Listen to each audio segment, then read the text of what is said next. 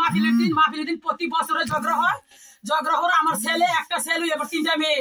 এই ছেলের মাইরা ফালা লাগছে আমার স্বামী। আমি গেছি কইছি আপনারা আমার ভূতের বিচার করে দিবেন, আমরা ঝগড়া করতেছি না।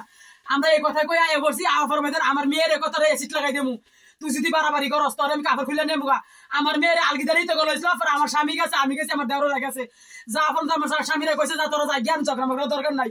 এরপরে মুসলি আইছে, চেয়ারম্যানের মহিন আইছে, এরপর জামাল আইছে, জামালের পোলা আইছে, এরপরে কি জানি ইয়া আরে আরফত আলী না কি রমিজের পোলা আইছে, রমিজ আইছে আইয়া আমার স্বামীরে ধরে লাইছে, ফরত ধরে লাফার আমি যে আঞ্জাদা ধরছি বাবা সকালে আমার মারেন না আমার স্বামীরে মারেন না, আমার স্বামী দিনে না দিন খায়।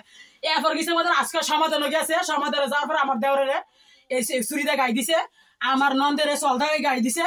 এরপর আমার শাশুড়িরে ইয়া করছে কি জানি কয় এই লট দিয়া বাইরেছে, মানে অত্যন্ত করে নাই, লট দিয়া বাইরেছে, মাথার মধ্যে বাড়ি দিছে, ঠ্যাং মধ্যে বাড়িছে, বাড়ি দিয়ে হাল লাগছে।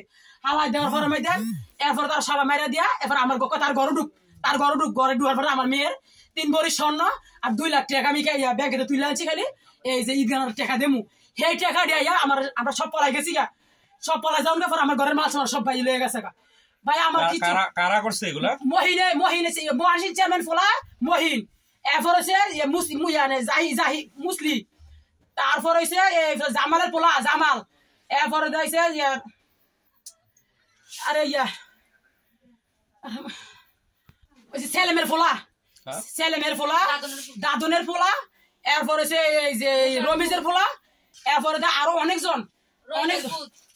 অনেকজন আইসে আইয়া এরপরে এই স্বর্ণগণ লেগে গেছে।